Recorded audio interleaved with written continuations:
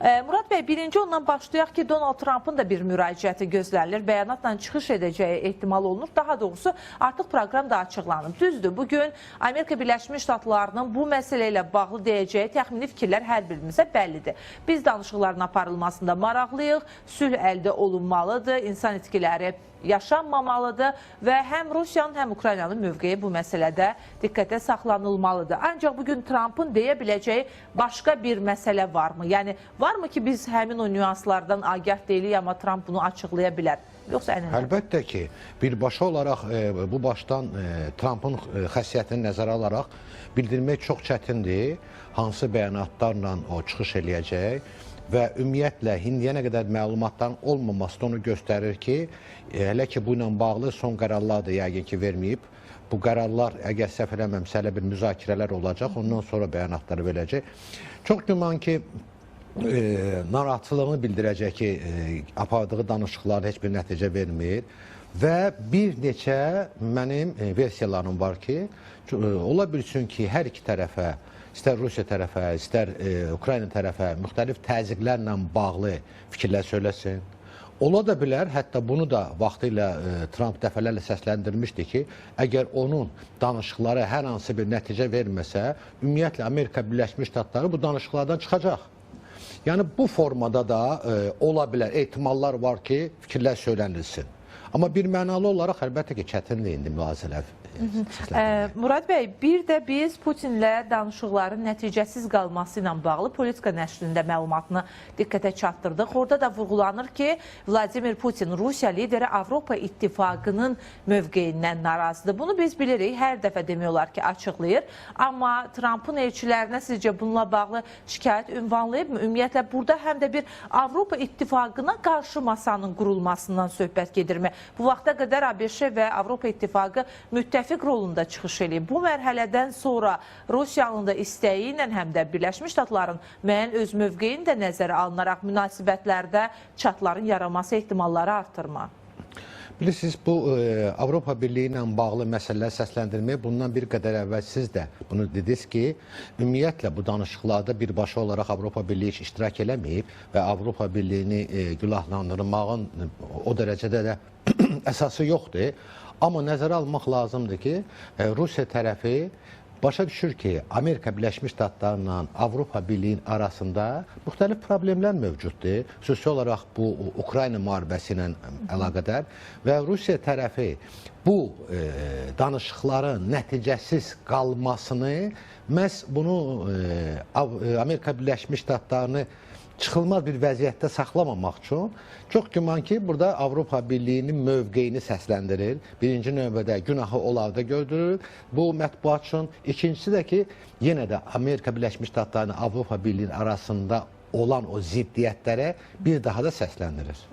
Murad bəy, biz bundan sonra bu proseslərdən bir nəticə gözləyəkmi deyə sual da aktuallaşır. Çünki bu vaxta qədər Trump ümidli idi. Deyirdi ki, ilin sonuna qədər müharibəni bitirəcəm. Geri gəlmişkən elə son açıqlamasında da deyib ki, 9-cunu da bitirəcəm. Bu vaxta qədər 8 müharibəni yekunlaşdırmışam. Amma paralel şəkildə Ukraynaya maliyyə yardımı ayrılmayacağını da, ölkənin pullarının Ukraynaya axıdılmayacağını da diqqətə çatdırır. Əgər belə bir proses baş verməyəcəksə və müharibəni də bitirməkdə israrlıdırsa, Rusiya tərəfi də deyir ki, biz bu şərtlərlə masada oturmayacağıq və dəyişdirilən şərtləri ümumiyyətlə qəbul etmirsə, o zaman Trump nəyə ümidlidir? Yəni, varmı bir təsir mexanizmi, təzyiq mexanizmi ki, buna ümidən deyir ki, 9-cunu da bitirəcəm mütləq? Bir qədər bundan əvvəl mən bir ehtimal irəli sürdüm ki, çox güman ki, Amerika Birləşmiş Ştatları hər iki tərəfə təzyiqlər göstərəcək. Bilirsiniz ki, bu Rusiya tərəfinə bu təzyiqlər iqtisadi sanksiyalarla bağlı çox ciddi təzyiqlər həyata keçirilir. O cümlədən də bax, o maliyyə yardımının dayandırılması ilə bağlı Ukraynaya səsləndirilən fikirlər də çox güman ki, bu məqsəd daşıyır.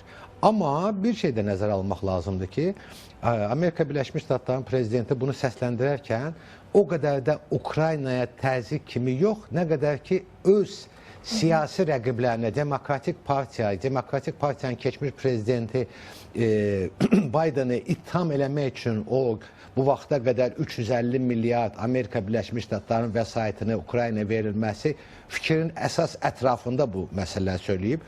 Bu bir. İkincisi də ki, Ukraynaya maliyyə yardımın, gəlin bunu da qeyd eləyək ki, əvvəlki müharibə başlayan dövrlərlə indiki dövrün arasında ciddi fərqlər var. Ona görə ki, artıq Ukrayna o qədər də xarici dəstəkdən asılı deyil, necə müharibə əvvəllərində. Ona görə ki, artıq Ukraynanın hərbi sənaye kompleksi bir çox silah sursatları özləri istehsal edirlər. Sadəcə olaraq müəyyən silahlar var ki, Patriot'un raketləridir və s. Bu Amerikadan asılıdır. Bunu da yeni bir mexanizm qurublar. Avropa Birliyi ölkələri Ukraynanın Amerika Birləşmiş Ştatlarına silahı almaq üçün maliyyə məsələlərini həll edirlər. Amma bu silahın verməməsini Amerika prezidenti də artıq dayandıra bilməz. Ona görə ki, Amerika Birləşmiş Ştatlarında hərbi sənaye kompleks bununla işləyir və bununla pul qazanır. Və artıq Amerika Birləşmiş Ştatları bundan xeyir götürür. Bu layihələri də dayandırmaq onlar üçün çox çətin olacaq. Murad bəy, bir də bilirik ki, İrlandiyada danışıqlar aparılması ilə bağlı xəbərlər var. Ukrayna tərəfi də deyir ki, Birləşmiş Ştatlarda iştirak edən, yəni danışıqlarda iştirak edən nümayəndə heyəti ilə görüşdən söhbət gedir və sülh planının 20 bəndi hazırdır deyə bir açıqlama da verilib. 20 bənd hazırdır, amma bundan öncə 28 bənd idi. Daha sonra 24-22 bəndə endirildi və elə maraqlı məsələ odur ki, Rusiya tərəfi bu dəyişdirilən bəndləri qəbul eləmir. Əvvəlki versiyada qalınmasını istəyir. Əvvəlki versiyada Ukraynanın maraqlarına uyğun gəlmir. Bu 20 bəndə endirilibsə sizcə hansı bəndlər oradan xüsusilə də Ukrayna tərəfindən çıxarılıb ki, Rusiya onu birmənalı şəkildə qəbul etmir? Ərazi məsələsidirmi burada? Burada bir neçə məsələ var. Bundan əvvəlki biz sizinlə səfirimiz bir həftə bundan əvvəl müzakirə eləyərkən həmin o bəndləri, 28 bəndi, biz orada bir çox bəndlərin ümumiyyətlə beynəlxalq qanunvericiliyə zidd olduğunu, dünya düzəninin formalaşdığı, BMT-nin şərtlərinə uyğun gəlmədiyi, bəzilərinin hətta absurd olduğunu səsləndirmişdi, təkrarlamaq istəmirəm. Çox güman ki, onlar hamısı aradan götürülüb və gəlin yada salaq, İrlandiyanı siz dediniz, İrlandiyada əvvəl Cenevada danışıqlar oldu, Cenevadan sonra Miami'də danışıqlar oldu və o danışıqlarda Amerika Dövlət Katibi Marco Rubio iştirak edirdi və danışıqlar başlayarkən Marco Rubio bir fikir söylədi ki, Ukraynanın suverenliyini biz müdafiə edirik. Əgər bu fikir söylənilibsə, çox güman ki, o danışıqların içində məhz o ərazi ilə bağlı, suverenliyi ilə bağlı, ziddiyyətli məsələlər, əlbəttə ki, Ukrayna tərəfi bunu aradan çıxadacaq. Çox güman ki, Avropa Birliyindən asılı olan qərarlar var idi. Yəni, məsələn, Avropa Birliyinin vəsaitinin ayrılması, Belçikada Rusiyanın dondurulmuş vəsaitlərinin ayrılması məsələlər, bunlar hamısı çox güman ki, o müqavilədən çıxarılıb. Avropanın silahlı qüvvələrinin, xüsusi olaraq qırıcıların Polşa ərazisinə yerləşdirilməsi və s. məsələlər, bunlar hamısı çox güman ki, oradan çıxarılıb. Və bir məsələdə vacib amil, mən hesab edirəm ki, ən vacib amillərdən biri odur ki, Rusiya tərəfi nəyin bahasına olsun, Donetsk vilayətinin, bilirsiniz ki, 30% Ukrayna nəzarətindədir. Onun qaytarılmasını istəyir Ukraynadan və bunu da çox güman ki, Ukrayna tərəfi heç onu qəbul eləyə bilməz. Ona görə ki, 4 ildir Rusiya müharibə aparır, 30% ala bilməyibsə, müharibə gücünə, bunu danışıq yolu ilə Ukrayna tərəfi heç vaxt verməz. Verməz. Murad bəy, elə 20% olaraq xarakterizə edir bunu Marco Rubio, Birləşmiş Ştatların dövlət katibi. İstəyərdim ki, sizin dediyiniz istiqamət üzrə onun açıqlamasını da diqqətə çatdıraq. Tamaşaçılarımız da izləsin, daha sonra biraz da detallı varaq bu məsələyə.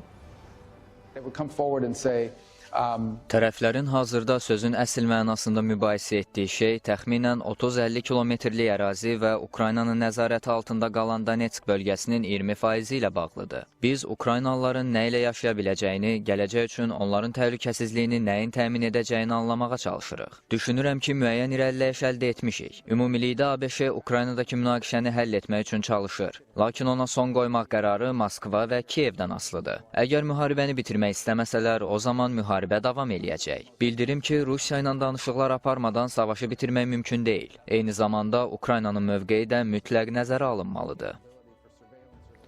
Marco Rubio əslində Steve Witkoff və digərlərindən biraz fərqlidir. Hətta zaman-zaman Rusiya bu səbəbdən də Marco Rubionu görmək istəmir bu nümayəndə heyətinin tərkibində. O deyir ki, Rusiya ilə danışıqlar aparmağa məcburuq, amma Ukraynanın da mövqeyi nəzərə alınmalıdır. Və dediyiniz o 20% ərazi məsələsi burada da diqqətə çatdırılır və deyirsiniz ki, Ukrayna heç bir halda buna güzəştə getməz. Çünki onsuz da ərazilərini itirib deyə illərdir ki, savaşır, 4 ilə yaxındır. O zaman bu düyün nöqtəsinin həll olunma bir variantı varmı? Yəni, hansısa tərəfin güzəştə getmək imkanı deyək buna? Düşünmürəm ki, indiki mərhələdə bu mümkündür. Ümumiyyətlə, siyasətdə, danışıqlarda hər hansı bir məsələ müəyyən dövrdə həll olunması mümkün olmayanda bunu sadəcə olaraq növbəti mərhələyə saxlayırlar. Hesab edirəm ki, bax bu cür prinsipial məsələlərlə bağlı müzakirələr çox uzun müddət davam eləyəcək və heç vaxt Rusiya tərəfi silah gücü ilə əldə eləyə bilmədiyi ərazini, yəni bunu elə belə deyir ki, Ukrayna tərəfi bunu qoruyub saxlayır. Orada həddindən artıq güclü istehkamlar var, orada həddindən artıq güclü silahlı qüvvələr var, hərbiçilər var, onu müdafiə edirlər. Və Rusiya tərəfi də başa düşür ki, hətta bunu nəyin Rusiya tərəfi? Bütün beynəlxalq analitiklər deyir ki, hərbi güclə, bugünkü resurslarla Rusiya o əraziləri bir neçə il ərzində mümkün olsa ala bilər və hansı itkilər verməklə bunu əldə edə bilər.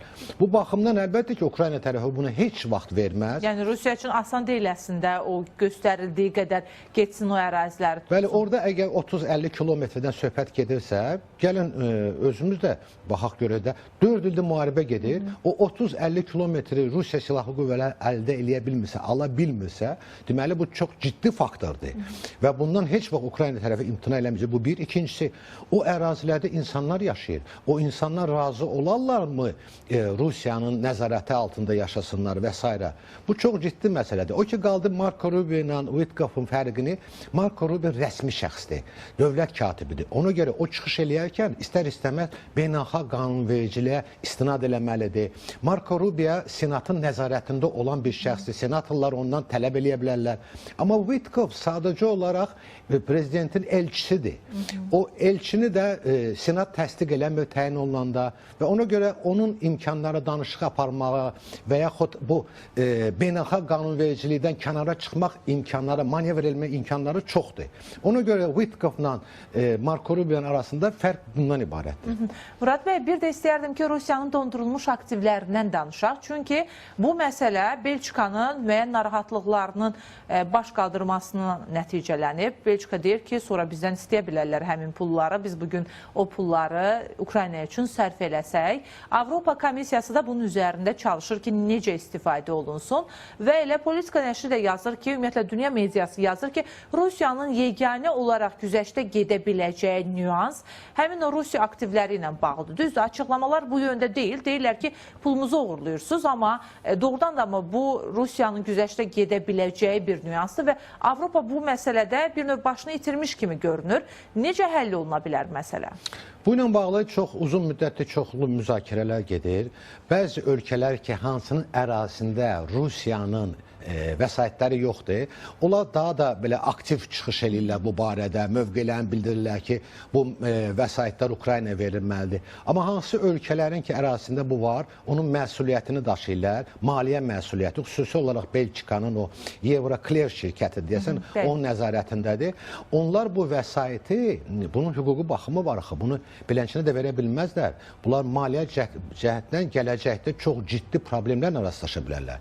Və Belçikanın baş naziri də dəfələrlə bu ilə bağlı fikirlər söyləyib ki, yeni bir mexanizm düşünməlidir və bu mexanizm də bütün risklər, bütün Avropa Birliyi ölkələr arasında eyni bölünməlidir. Və bu baxımdan bu birinci faktor. İkinci faktor ondan ibarətdir ki, Avropa Birliyinin də mövqeyi bu ilə bağlı bir mənalı deyil. Avropa Birliyinin daxilində bəzi ölkələr var ki, Rusiyanın mövqeyini burada dəstəkləyirlər. Bu baxımdan indi yeni qanunvericilik ətrafında müzakirələr gedir Avropa Birliyində ki, bu vəsaitlə bağlı qərarlar qəbul olunanda Rusiyanı dəstəkləyən dövlətlər buna veto qoya bilməsinlər. Bax, bu hələ ki müzakirələr dövrü gedir. Baxaq görə hansı nəticələrlə bu bitəcək iş.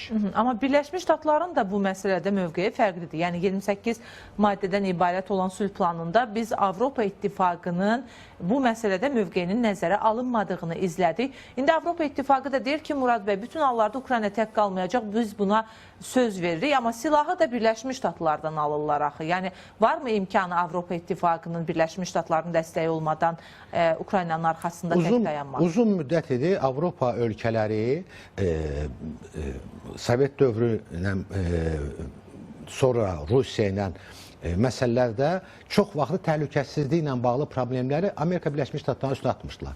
Və Avropanın ərazisində olan hərbi sənaye kompleks demək olar ki, sıfırlanmışdı. Və onlar bu qədər silah-sursat istehsal edə bilmirdilər. Amma son dövrlər biz gördük ki, Amerika, Almaniyanın, İtaliyanın bir çox şirkətlər artıq başlayıblar silah-sursat istehsal eləməyə və müəyyən dövr əlbəttə ki, onlar istədiyi silahları qədərinə qədər məcburla Amerika Birləşmiş Ştatlardan almağa. Amma müəyyən dövrdən sonra mən hesab edirəm ki, onlar artıq Ukraynanın bəzi silahlarla təminatını həyata keçirə biləcəklər. Amma bilirsiniz, bu silahların da spesifikası var. Əgər Patriot silahlarına söhbət gedirsə, məsəl üçün bu günlər NATO-da müzakirə olunur ki, Ukraynanın birinci növbədə hava hücumundan müdafiə sistemləri təmin olunmalıdır. Burada Patriot sistemləri Amerika Birləşmiş Ştatlarda istehsal olunur və bunun da istehsalı məhduddur. Amma məsəl üçün Avropada bu ilə bağlı öz texnikası var. Məsəl üçün iris sistemləri və s. Onların da istehsalını genişləndirilir. Amma bu vaxt tələb eləyir. Qısa bir müddətdə bunu bu dərəcədə kütləvi şəkildə istehsal etmək çox çətindir. Murad bəy, təşəkkürümüzü bildiririk sizə. Minnətdarıq studiyamıza gəldiyiniz üçün, fikirlərinizi bölüşdüyünüzə görə.